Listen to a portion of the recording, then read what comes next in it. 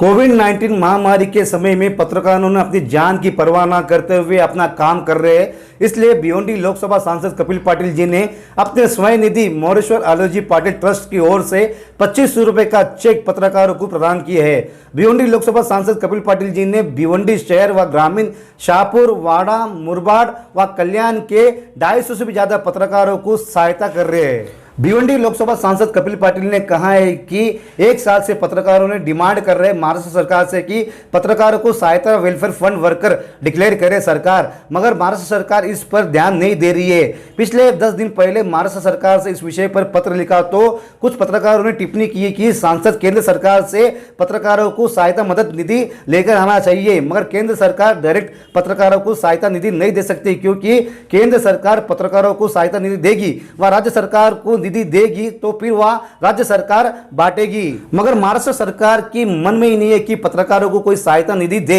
इस कोरोना काल में पिछले 1 वर्ष से पत्रकार अपनी जान जोखिम में डालकर अपना काम कर रहे हैं। मैं चाहता हूं कि महाराष्ट्र सरकार आगे आकर पत्रकारों को मदद करनी चाहिए, मगर उनके मन में ही नहीं, तो मैं क्या करूं। इसलिए भिवंडी लोकसभा क्षेत्र में हद में जितने भी पत्रकार लोग आते हैं उसे ध्यान रखते हुए 250 पत्रकारों को अपने स्वयं घर के ट्रस्ट जो मेरे पिताजी के नाम पर है मोरेश्वर आलोजी पाटिल ट्रस्ट की ओर से 2500 रुपए का सहायता मदद निधि दे रहा हूं, ऐसा उन्होंने कहा है। आपको बता दें कि भिवंडी लोकसभा सांसद कपिल पाटिल जी ने आगे आकर पत्रकारों को सहायता निधि दी है, उसे पत्रकारों ने तहे दिल से स्वागत किया है।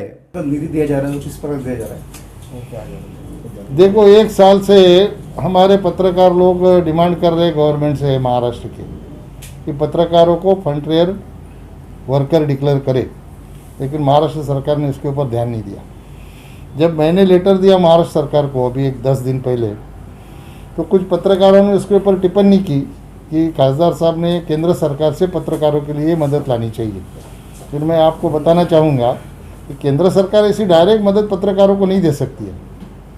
केंद्र सरकार तो राज्य सरकार को निधि देगा, फिर राज्य सरकार करेगी, लेकिन राज्य सरकार के मन में नहीं है पत्रकारों को फ्रंटियर लीडर डिक्लेयर करे। एक्चुअली ऐसे आपातकाल परिस्थिति में हमारे पत्रकार अपनी जान जोखिम में डाल के जहाँ जहाँ भी कमी है, कोरोना का इलाज करने में है, ऑक्सीजन का हो, पेशेंट को बेड नहीं मिलता इसका हो, वो सारा समाज के सामने लाने का काम हमारा पत्रकार कर रहा है। कोरोना योद्धा के कंधे से कंधे मिला के हमारा पत्रकार काम कर रहा है। अगर उनको कुछ हेल्प नहीं हो रही तो फिर हमारा ट्रस्ट है, मेरे पिताजी के नाम से और मेरे नाम से, हम लोगों ने मीटिंग करी। अपने लोकसभा क्षेत्र में लगभग 225 पत्रकार है, तो पूरे 225 पत्रकारों को कुछ ना कुछ मदद होनी चाहिए। इस हिसाब से हम लोगों ने निर्णय किया। आज मैं सुबह मुरबाड़ गया, मुरबाड़ से शाहपुर, शाहपुर से आज भिवंडी, कल कल्याण और बदलापुर जाऊंगा, पत्रकारों से मिलूंगा। एक्चुअली गवर्नमेंट ने अगर डिक्लेयर कर दिया तो जैसे रिक्शा वालों की आज हालत है, मार्च के बजट में रिक्शा वालों को 1500 रुपये महीने का देने का कहा, अभी तक एक रिक्शा वालों को कुछ मिला नहीं। इसकी वजह ऐसी कि उसका कुछ ऐप नहीं है, कैसे देंगे।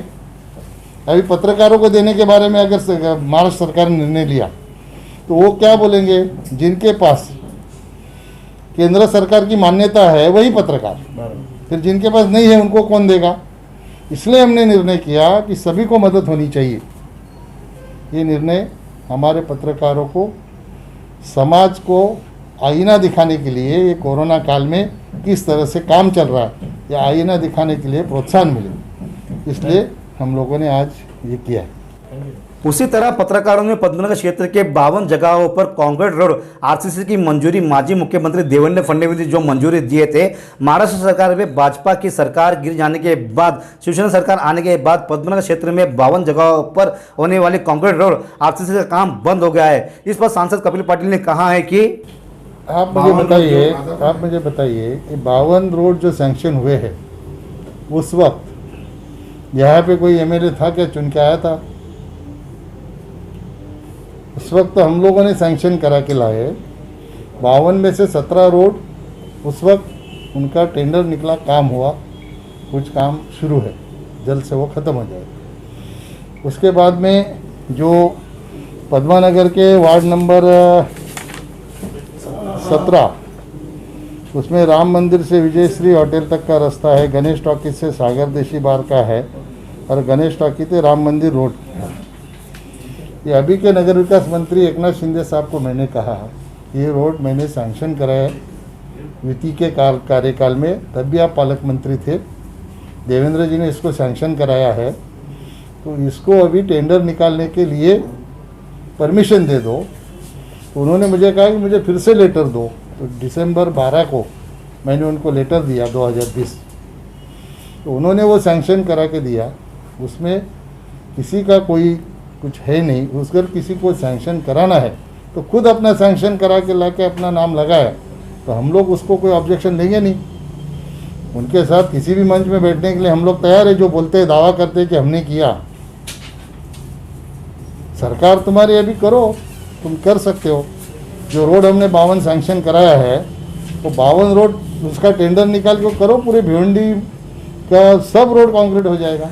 भिवंडी लोकसभा सांसद कपिल पाटिल भिवंडी मनपा आयुक्त डॉक्टर पंकज आशिया व महापौर श्रीमती प्रतिभा विलास पाटिल से मुलाकात की। आपको बता दें कि मानसून नजदीक आ रहा है, बारिश कभी भी हो सकती है, फिर भी भिवंडी शहर में नाले की सफाई अभी तक नहीं हुआ है। अगर बारिश आए तो पानी घरों में आ सकते हैं, इसलिए सांसद कपिल पाटिल ने नाले सफाई के बारे में भिवंडी मनपा आयुक्त डॉक्टर पंकज आशिया व महापौर श्रीमती प्रतिभा विलास पाटिल से जानकारी लिए है। इसीलिए तो मैं कारपोरेशन में जाके आयुक्त को मिला। हमारे कारपोरेशन ने, मेयर ने तो ठराव सैंक्शन कर लिया। ठराव सैंक्शन करने के बाद उसका जो प्रोसीजर है वो कराने का काम प्रशासन का है। तो अभी प्रशासन वो करके जल्द से जल्द हमारा नाला सफाई का काम शुरू करेगा।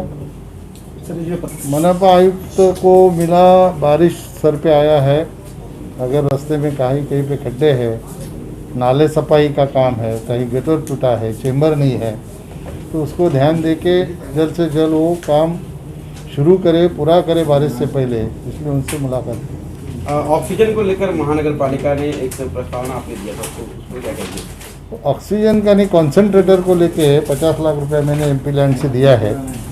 वो महापालिका को नहीं, महापालिका को उसमें से कुछ मिलेगा। टोटल 100 हम लोग खरीद रहे, उसमें से ग्रामीण को शाहपुर, मुरबाट, बदलापुर, कल्याण और वाड़ा, ये मेरे लोकसभा क्षेत्र में आने वाले सभी विधानसभा के जहाँ पे तहसील है वहाँ पे वो कॉन्सेंट्रेटर कोविड सेंटर को देने के बारे में हमने प्रस्ताव दिया है। उसको अभी प्रशासकीय मान्यता मिली है। कारपोरेशन ने भी 100 खरीदने का प्रपोजल बनाया है, उसका टेंडर भी आया है। उसी रेट से एक्स्ट्रा जो ऑर्डर रहेगी वो उनसे खरीदने के बारे में आज बात हो गई और जल्द से जल्द वो कॉन्सेंट्रेटर भी मिलेंगे।